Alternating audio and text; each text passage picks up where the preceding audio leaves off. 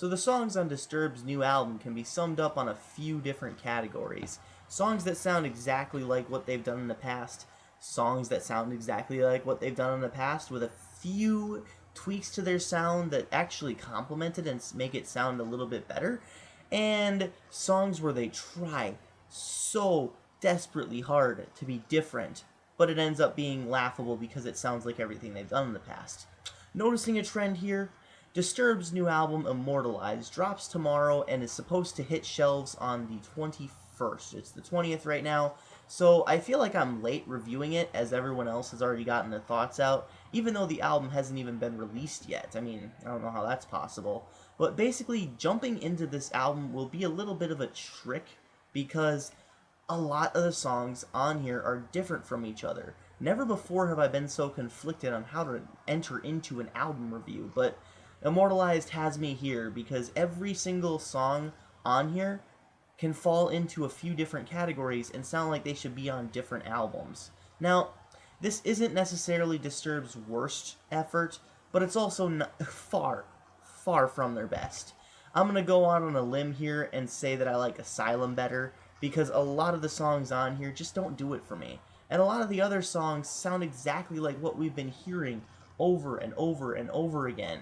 But hey, it is what it is, I suppose, and Disturbed have come back from their hiatus, so I'm just thankful that Disturbed is back. I mean, all the way back in 2010, I mean, if you look at the differences, I mean, even in my life, I wasn't reviewing, I was still in high school, Disturbed was pretty much one of my favorite bands, and I would just go through the day, and I remember when Asylum came out, I would listen to that record over and over again on my music player, in school, in study hall. I would do my homework to that record. That's pretty much all I listened to for about a month straight. I absolutely loved it. This album, I'm listening to in a different way, trying to understand what Disturbed was really trying to accomplish with this, because a lot of the songs just fall flat, in my opinion. But then again, a lot of the songs are very, very well crafted as well. But Disturbed try to throw some curveballs in there to reinvigorate and reinvent their sound, but they don't exactly, in terms of, sound, in the case of What Are You Waiting For, break new ground and defy it, as they say. So, to get into it, there are 16 tracks on the bonus release, on the deluxe release, and the first thing I notice is the underutilization of Dan Donegan, the lead guitarist. And I say this because on most cases on this album, there are absolutely no solos. Now, there are a few moments here and there, such as in the case of Never Wrong and What Are You Waiting For, where there's like a few, like maybe 10-second moments where he shreds in the guitars, as well as The Eye of the Storm, which is basically a Remnant-style rip-off intro. But, the only full-fledged, fleshed-out guitar solo in the song is The Brave and the Bold, is on a bonus track, The Brave and the Bold.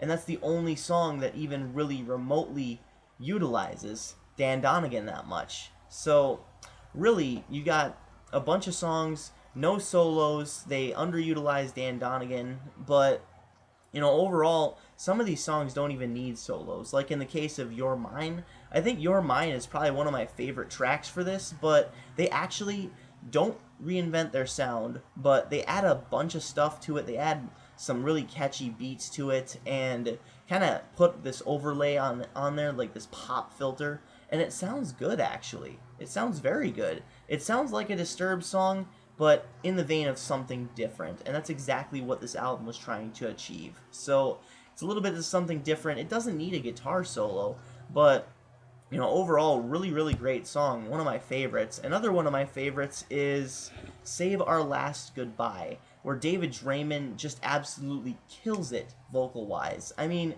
honestly, he goes from really, singing on a very, very low note, or low key, to singing very high, to in his, traditional, very, very rough vocals. Harsh vocals. Not necessarily screaming, but, you know what I mean. Basically, with this song, Save Our Last Goodbye, it's about saying goodbye to a cancer patient that you are very, very close to. I love the opening. It just sets the tone for the rest of the song. The pacing is just great. the addition of the phone calls especially just sets the mood even more, especially at the end when his inbox is full, and finally at the end of the song the number has been pulled from service as the person that the song is about has passed away. So it's a very, very sad song, but I don't know why the next song had to be Fire It Up. I mean, this album has no flow whatsoever. I'm just going to say that right now. As I said before, it can be divided up into a few categories: songs that sound the same, songs that sound the same with something different, and songs that just they're trying so hard to be different that it sounds the same. This is one of those songs. It's catchy. It has kind of juvenile lyrics, but it's very, very catchy. But it also has those, bong noises that just sound very, very juvenile, for a lack of a better word. I think Billy Casper actually said that, juvenile, when I watched his review of it. And I would have to concur. I would have to agree with that statement. Some of my favorite tracks on here, though, as I said before, You're Mine and Save Our Last Goodbye do a lot to really reinvigorate the sound of Disturbed and make it sound very familiar yet fresh. Some of my other favorites are What Are You Waiting For, The Vengeful One, and The Brave and the Bold. Of course, The Brave and the Bold sounds like a traditional Disturbed song, but with a little bit more of a fine-tuned production, as this album has a fine-tuned production, but especially on this song, The Brave and the Bold. They do a good job of really combining their elements together to form a song that doesn't necessarily sound like it's copying the rest of the band's discography. In the case of Never Wrong, however, it sounds like such a shameless ripoff of Warrior that it's not even funny. Honestly, listen to Warrior and then listen to Never Wrong. They sound exactly the same with the structure and everything, down to the structure. But with these songs, The Brave and the Bold, You're Mine, Save Our Last Goodbye, and in addition to What Are You Waiting For, these songs are really what Disturbed should have used for the singles, because honestly, The Vengeful One and Immortalized, and to a minor extent What Are You Waiting For, when played after these songs, sound exactly like what Disturbed has been doing in the past. For the past about 10 years or so, ever since the release of 10,000 Fists, they've kind of fell into this formula, so to speak. And they've kind of been doing this ever since.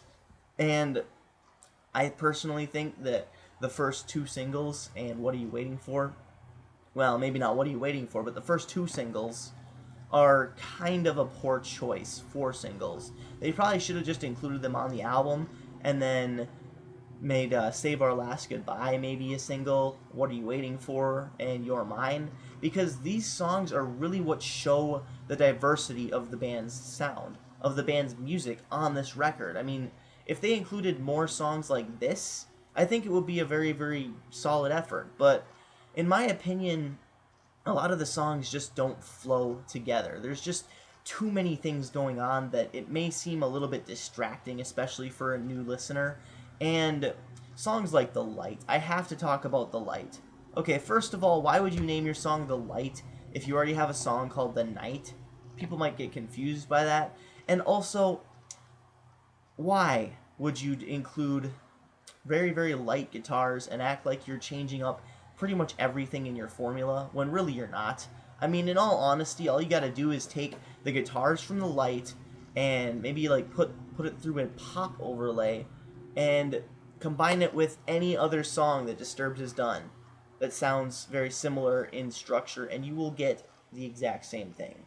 Basically, this is one of those songs where I mentioned they're trying so hard to be different that they just end up falling into the same formula. And it's unintentionally hilarious for some reason listening to this song, and it's not supposed to be.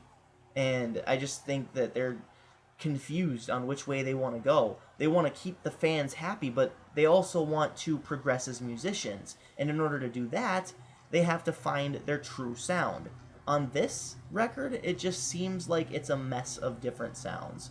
I mean, maybe they'll pick one and go with it, but honestly, The Lost Children is a compilation release, and I think The Lost Children has a little bit more flow than this, because at least with the different eras, you can tell, transitioning into different eras. You can tell where they're coming from, and it sounds decent, and it sounds very similar in structure.